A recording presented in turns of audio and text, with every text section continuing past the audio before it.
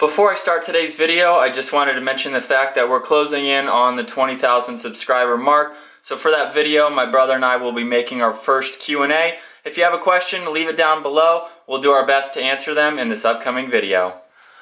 What's up everyone? So today I will be doing a review on our new cameras. If you remember the video that we made Black Friday of last year, we went out and we replaced our Samsung Galaxy S5 cell phones with new cameras. We have been using these for all of our videos over the last 2 years, and it was time to upgrade. So we bought the Sony 675 video cameras, and they weren't up to the quality that we wanted. It was basically like we were using our cell phone, only it was a lot more stable, being that it had a built-in gimbal. So we returned those, and these are our new cameras. This is the Sony a5100. So far, it's been fantastic. All of our latest videos have been used with this camera. So today, I'll go over all the specs of it, then we'll take it outside so you can see how it films in the natural light. Of course, right now I'm inside and you can still see it is very clear even without the natural light outside with just lights on in this room here. So the video quality has been excellent. Hope you all enjoy this video. So again, this is the Sony a5100. Just under $600. This has been an awesome beginner camera for us so far. You can buy it complete like we did. You can also buy the camera and the lens portion separately if you'd like to go ahead and upgrade the lens portion. But we bought it complete. It's been working very well for us so far. We'll just take a look at some of the exterior features before we turn it on. It has the flip screen as you saw in the intro to this video. So that way if you're vlogging, we'll just look at my reflection for now. You can see what's going to be in the actual screen. That way you can focus on what you want. And it is adjustable if you need that different angle. So we'll go ahead and take the lens cap off.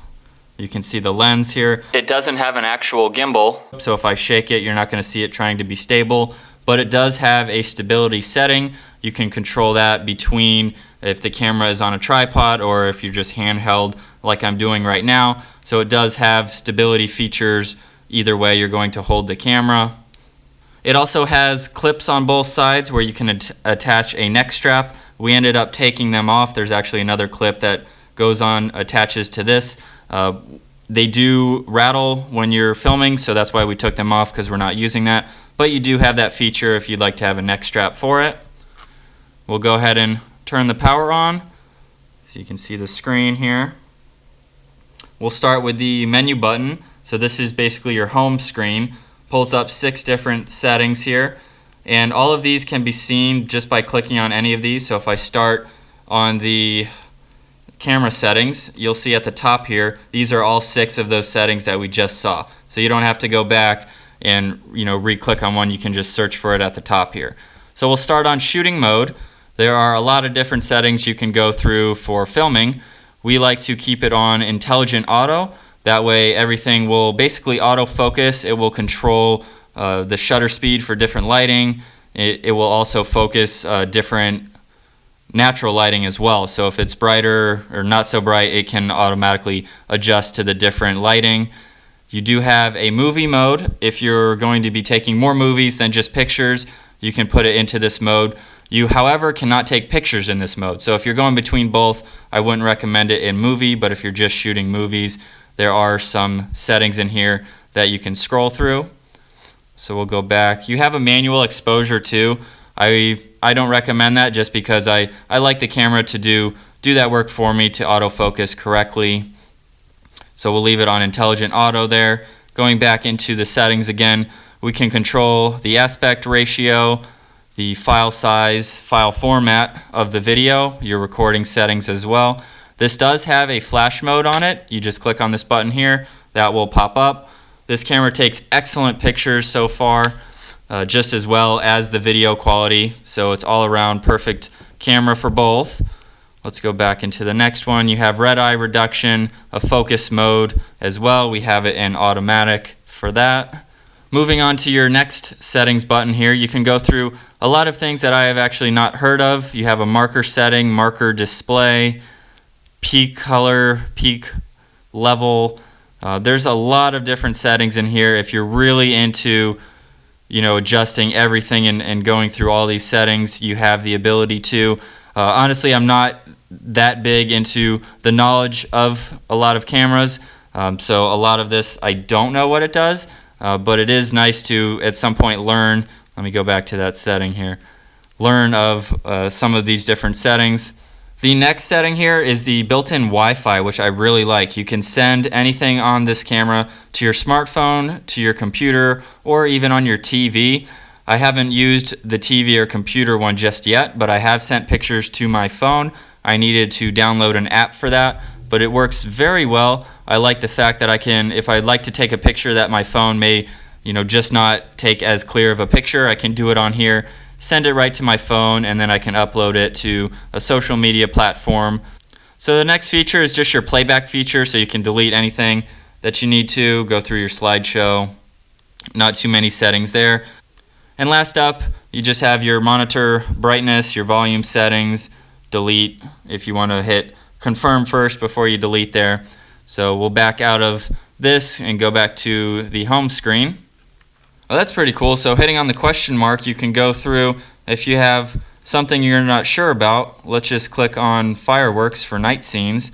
It'll tell you you can adjust the shutter speed and how to do everything to get the perfect picture for fireworks. So that's pretty cool. If you do have any questions, right away you can figure it out by using that question mark on anything that you need. Nights, shooting up close, portraits, landscapes.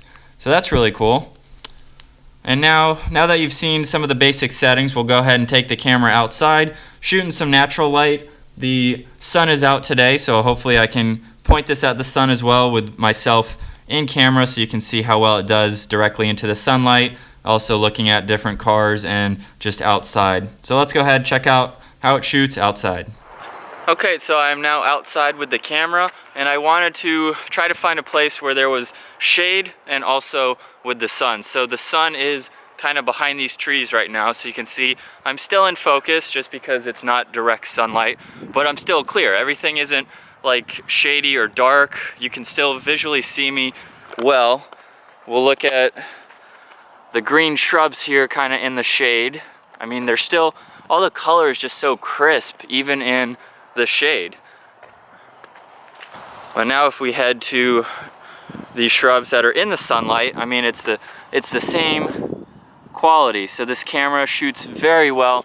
Now we'll have the direct sunlight right behind me. So I can see the screen just a little bit if I take my shades off, but I mean, and so even with the sun directly behind me, I mean, I'm still visually clear. With our cell phones and the other previous cameras that we had, we would have been, not visually seen. We would have been kind of an outline more than just actually seeing me, clear, even with the sunlight. So it's nice to be able to have the camera point wherever we want and not have the sun affect the actual picture or screen.